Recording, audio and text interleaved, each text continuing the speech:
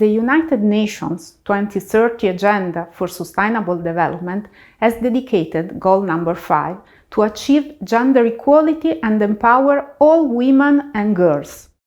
The United Nations considered that equal access to education, healthcare, decent work and representation in political and economic decision-making processes for women are conditions for sustainable economies and a benefit for society and humanity at large.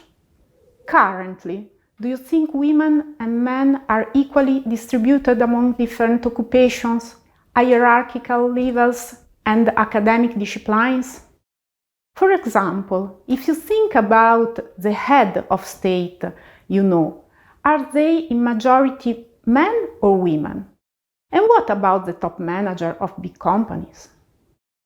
The share of female students enrolled in hard science, in your opinion, is equal to the share of male students? And what about in the humanities? This video will illustrate, first, what the international bodies are doing to promote equal opportunities for women and men through the gender mainstreaming approach. Second, how governments can analyze their budget allocations to foster the achievement of real equal opportunities using the gender budgeting. Third, how organizations can monitor the gender equality situation within using gender reporting. What the international bodies are doing to promote equal opportunities for women and men through the gender mainstreaming approach. Starting from the United Nations Fourth World Conference on Women held in Beijing in 1995, the gender mainstreaming approach has become widespread.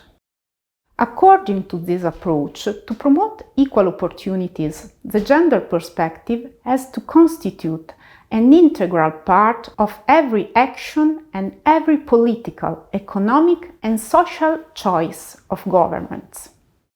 Hence, all public intervention, even those not directly related to gender issue, are rethought in terms of their impact on gender. The gender mainstreaming approach has been officially indicated as a formal commitment of the European Commission in the communication incorporating equal opportunities for women and men into all community policies and activities. The gender mainstreaming approach is also included in the Charter of Fundamental Rights of the European Union.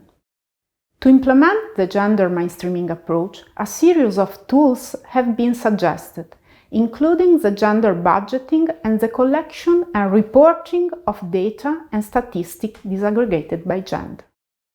How governments can analyze their budget allocations to foster the achievement of real equal opportunity using gender budgeting? With regard to governments, budget includes provisions of entries and allocations connected to public policies. As accounting tools, traditionally public budgets have been considered to be neutral, without a proper mention of women and men. Their primary goal is to serve the public interest and the needs of citizens. On the contrary, since the late 19th, part of economic scholars argue that public budgets are indeed gender blindness. In fact, budget allocation can affect differently women and men. Thus, public budgets are not just accounting tools. They are instruments of political choice and have the power to govern gender differences in communities. Drawing from such an assumption, the gender budgeting practice has been encouraged by the European Union to investigate influences of public policies on women and men in the light of their different situations and diversified needs. The formulation of a gender budget starts from the questions such as: what are the needs of citizens considered in their gender dimension? How does this public initiative influence the income well-being of women and men? Accordingly, the gender budgeting disaggregates public allocations, classifying them in 3 areas: direct, indirect, neutral, with respect to the influence they produce on the gender equality situation of communities. For instance, an expense for a professional training course targeted to young unemployed women can be considered to produce a direct gender impact in favor of women. Conversely, an expense targeted to increase nursery schools can be considered producing an indirect gender impact. In fact, this concerns caring responsibilities in which women are usually more occupied than men.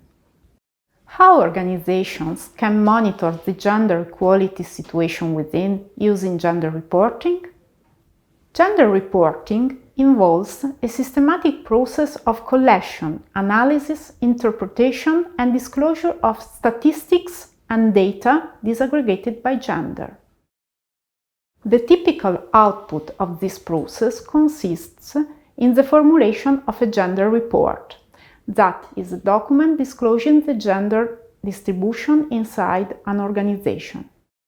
It aims to illustrate the starting point of the gender issue of the organization, highlighting extant inequalities, and to monitor its changes over time, as well as to assess impacts produced by positive action undertaken.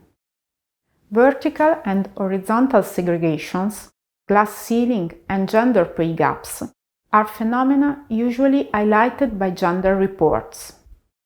Vertical segregation relates to the concentration of women and men in different grades, level of responsibility, or positions at work. Usually, women are underrepresented in top positions and decision-making positions, which are typically held by men. With regards to education, vertical segregation shows that despite women on average represent the most of students and graduates, their share falls below the male one among academics. Moreover, the female share decreases in increasing the hierarchical level of academic career.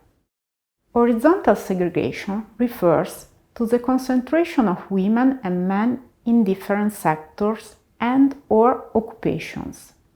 Accordingly, men usually are occupied in sectors where the level of responsibilities is high and invest more in their professional career, while women tend to hold occupation compatible with their caring responsibilities. Consequently, women are more represented in occupation and sectors requiring less investment in human capital and offer more part-time employment possibilities. With regards to education, horizontal segregation shows that typically women are overrepresented in disciplines such as humanities and social science, while men are overrepresented in science, technology, engineering, and mathematics disciplines. Both horizontal and vertical segregations relate to the glass ceiling phenomena, which has been described as an intangible barrier within a hierarchy that prevents women from obtaining upper-level positions. However, even when women and men hold the same positions, doing the same work, gender report usually shows gender pay gaps to the detriment of women. In this video, we have first illustrated the gender mainstreaming approach promoted by international bodies to promote the adoption of gender equality policies, and secondly, described how governments can analyze their budget to foster the achievement of equal opportunities among women and men, using the gender budgeting practices. Finally, we described how organizations could monitor the gender equality situation within using gender reporting. To conclude, it is worth to remember that despite the emphasis of gender equality has increased over the last decade, with several recommendations issued by the United Nations, the OECD, the European Commission, there is still a long way to go before we reach gender equality in the society.